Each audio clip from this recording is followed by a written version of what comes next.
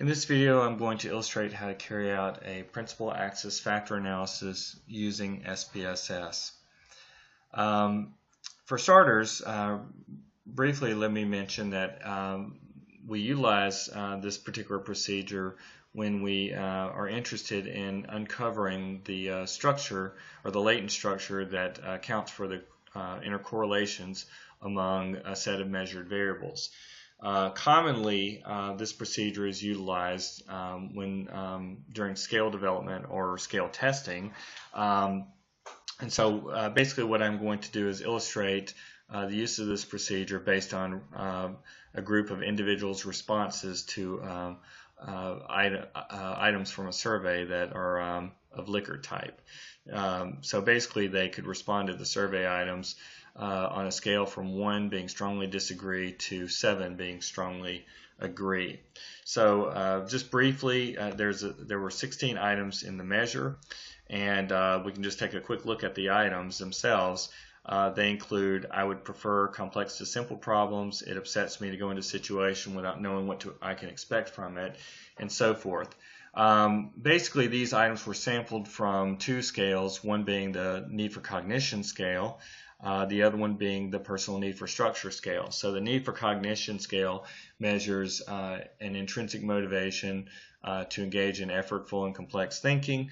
Personal need for structure scale was designed to measure a need for structure and order and predictability in one's life, more particularly one's social environment.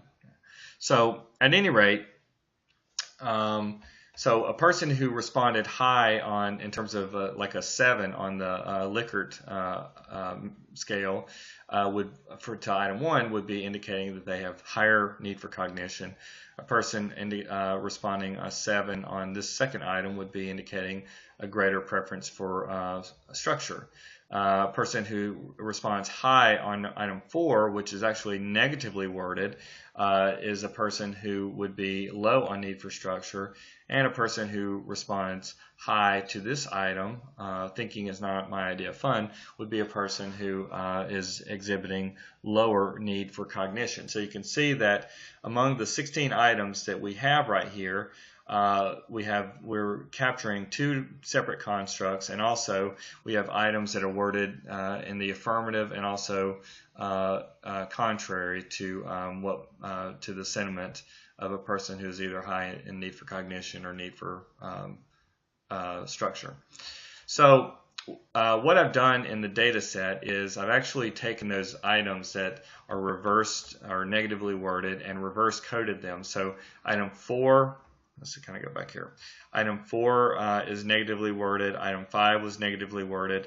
Item 7 was negatively worded. That's a negatively worded need for cognition item.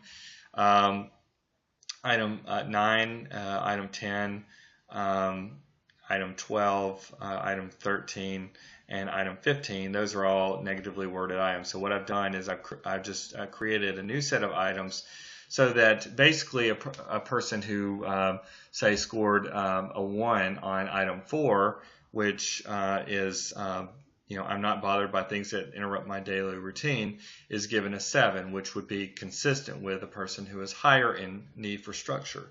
So, I've done the same for all of these negatively worded items here.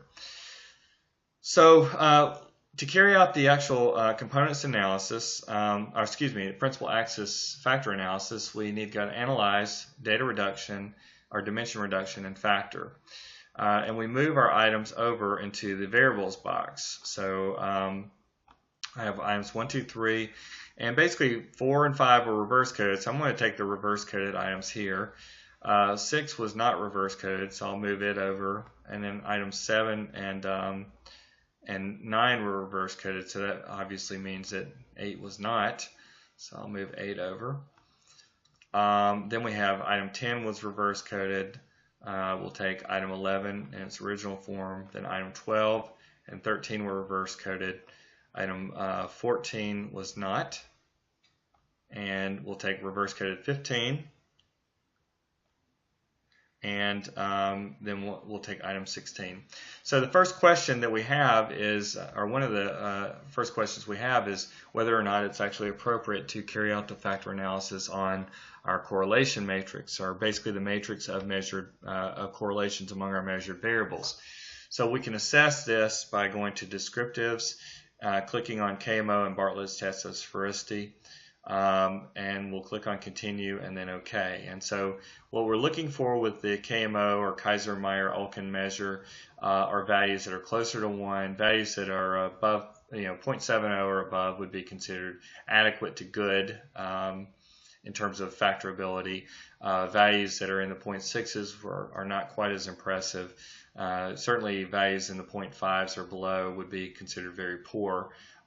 So you can see right here that, at least according to this index, this is suggesting that that factor analysis is appropriate. We have Bartlett's test of sphericity, which involves a comparison between our sample correlation matrix and an identity matrix. And basically, I'll give you an example. Let's just say we had 3 variables that we were going to run a factor analysis on.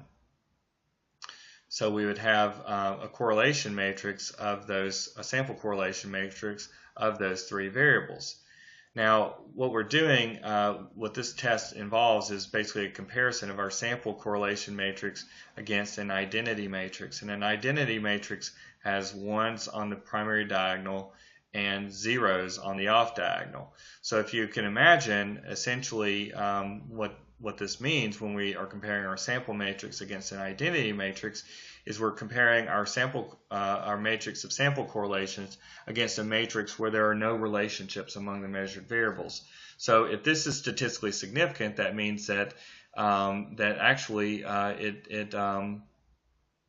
and by the way, this is our p-value. If our p-value indicates statistical significance, that means that our sample correlation matrix is appropriate to run factor analysis on. If it's not, then that would obviously beg the question of why carry out the factor analysis if we cannot infer that our matrix is significantly different from this matrix right here.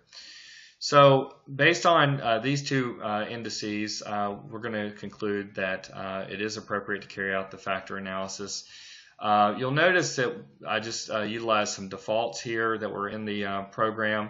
The default analytic strategy is actually, or the extraction process is principal components. And what I'm going to actually do at this point is just go and click on principal axis factoring. I'm also going to ask for a scree plot. And you also see that there are a couple of extraction options in terms of determining the number of factors that we want to subject to principal axis factor analysis. So the default in SPSS is the Kaiser criterion, which is basically identifying those factors with our components actually with eigenvalues that are greater than 1. So for the time being, we'll click on that, and generally after you identify the factors or determine the number of factors that account for the intercorrelations among your measured variables, then you might perform some rotational strategy in order to kind of help to name or define the factors. But we're not going to do that just yet. We're just going to stick with what we have right here, and I'm going to click on OK. And you'll see that in terms of the output, you'll see we're going to go here first. And essentially what you have right here are eigenvalues, and you'll see this eigenvalues, it says factor 1 through 16. And basically these are the same eigenvalues that are produced if you ran a principal components analysis, which was really the default that we saw up here. So the first step oftentimes in factor analysis is when we're trying to decide on how many factors might account for the intercorrelations among our measured variables, we might begin with a principal components solution to sort of estimate how many factors there might be. And then once we've determined that, we can force a certain factor solution and interpret the data from that. So the default in SPSS is that it uses the eigenvalue cutoff rule, or the Kaiser criterion. So essentially what it did was it basically says, all right, look, these eigenvalues right here are greater than 1. And again, these are the eigenvalues, the same eigenvalues from a components analysis. So those eigenvalues, those factors are essentially, they were components.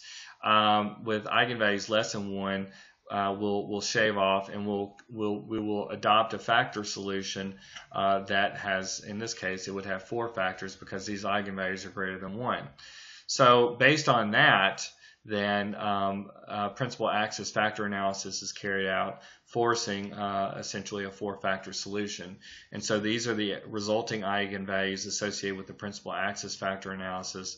You have the percentage of variance and the cumulative percentage of variance accounted for by each of these. The downside of this particular strategy is the same one that you see with principal components analysis, and that is that you can end up over extracting the number of latent variables using this Kaiser criterion. So you see right here that based on the initial components results, that it suggests that 4 factors would best explain the correlations among the measured variables. But we can also look at the scree plot, which again is basically, it's essentially plotting the eigenvalues from this column that we saw right here, these column of essentially eigenvalues from components against a projected number of factors, which is 16. And essentially, if I had run this, generated the scree plot using components analysis, everything would look exactly the same. It's just that down here it would say component number instead of factor number. So basically, when you're looking at the scree plot, you essentially think about it as the side of a mountain, and this is being sort of the base of the mountain. And so what we do is we try to figure out where the rubble at the base of the mountain starts, and we retain the number of factors or components, if we're doing components analysis, where the eigenvalues are clearly above everything else.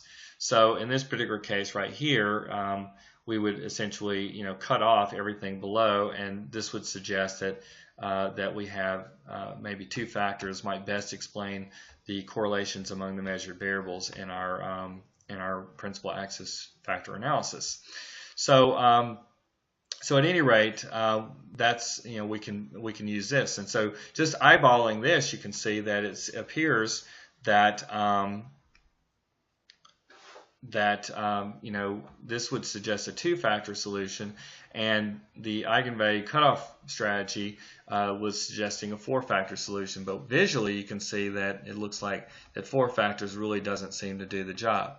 Another option in terms of deciding on the number of or estimating the number of factors that may account for the correlations among your measured variables is to carry out parallel analysis. And so if we go, this is a parallel analysis engine, and in fact, if you go to this website right here, this is a nice one that's online. And essentially what you do is you enter in the number of variables in your data set to be factor analyzed. So I'm going to type in 16. The sample size was roughly 198.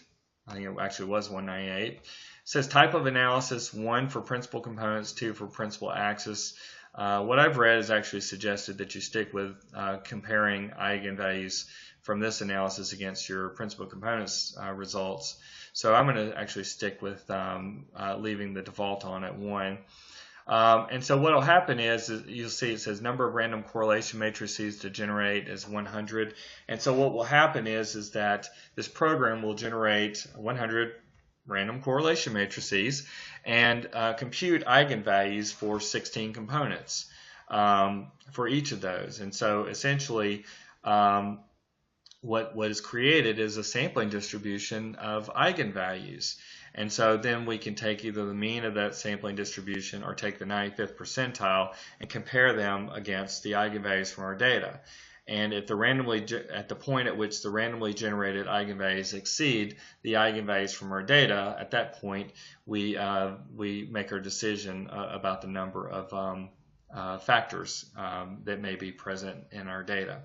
So if we click on Submit, you'll see here that we have basically our random eigenvalues. So these are the means for the sampling distribution, or from our sampling distribution of eigenvalues. So this is for the first component, if you will, the second component, and so forth. And then this is the 95th percentile for those distributions. And so what we do is we compare those randomly generated eigenvalues against the eigenvalues from our data. And so we'll just take the component solution right here, and essentially we can see that the first eigenvalue is 3.969, which is greater than the eigenvalue we see from generated at random. So we would say, well, at least one, it seems like there's at least one factor in our data. If we move to the second one, it's 2.813, and so that exceeds this randomly generated eigenvalue. So that would lead us to suspect two factors in our data. And then here you see 1.291, which is actually less than a randomly generated eigenvalue. So we would actually have been making the cut above this and essentially infer or estimate that maybe two factors might explain the correlations in our measured variables. We can also kind of get a visual on this. These are the eigenvalues that were appearing in this first column in our SPSS results. And essentially, when we plot out those eigenvalues, you can see the first eigenvalue is 1.618. So it's falling, right around here on factor 1. The second one is 1.463, so it's falling right around here on factor 2. The third one is 1.38. Which is falling right around here on the third, and then 1.307 on the fourth, so it's probably falling around here. So if we connect the dots, pretending like this is actually a straight line, you can see where the random processes kind of overlap with the processes associated with our data. So we would then use this to estimate that there are two factors that would account for the variation in our measured variables. So from there, what we do is we essentially run our factor analysis, our principal axis factor analysis, by forcing the number of factors that we are estimating. So under extraction, we would move down here to fixed number of factors, and we'll force a two-factor solution and click on continue. So I'm going to provide a further description of this factor analysis in a subsequent video.